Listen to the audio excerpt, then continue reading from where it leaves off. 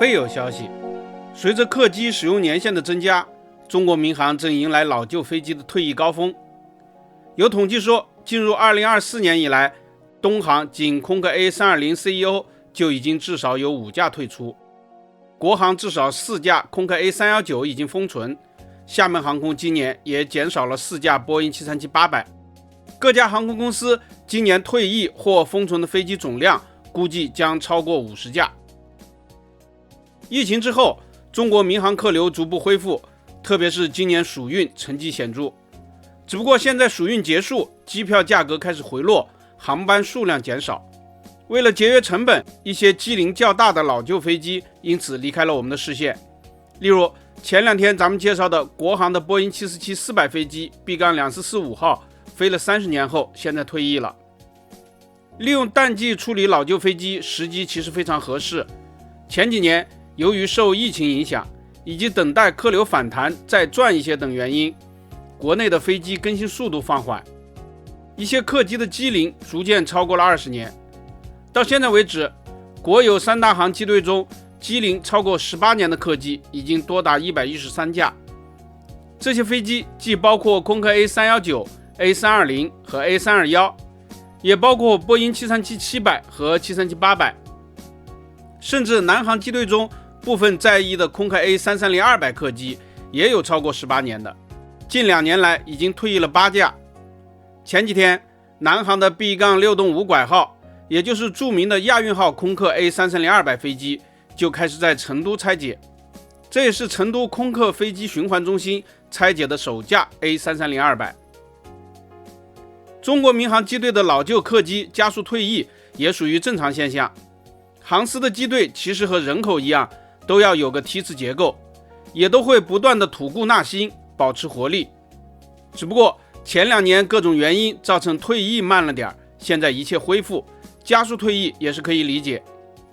由于航线需要保持，旧的飞机退了，就需要新的进来。那么退役的这些老旧客机又会使用哪些新飞机来补充呢？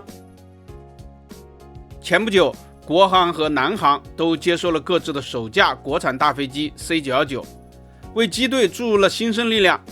未来他们都还有100架订单等待接收。只不过比较遗憾的是，国产大飞机 C919 现阶段还不能替代空客 A330 等宽体大飞机，只能代替波音737NG 或者是空客 A320ceo。 还有一个问题是，产能现在还在爬坡，暂时赶不上退役的速度。自从波音737 MAX 8 2次严重空难之后，中国就不再订购波音737了。但是波音737与空客 A320 是民航的主力机型，包括中国在内的全球主要航司都大量的拥有。所以现在中国民航还在引进空客 A320neo 和 A321neo 以替补老旧飞机退役后的缺口。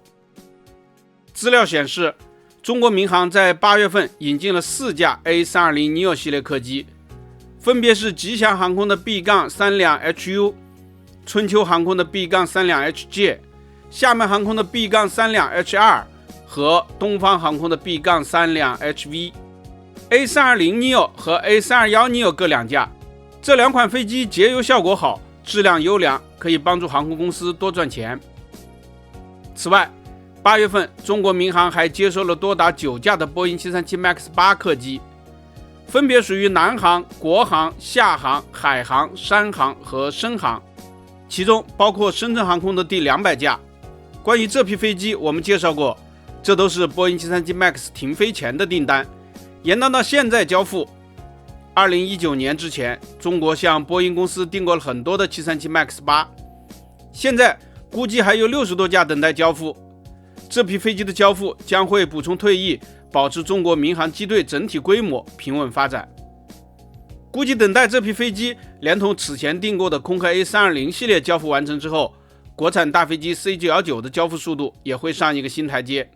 届时中国民航的机队规模、型号等都将进一步的优化。本期咱们就聊到这里，下期见。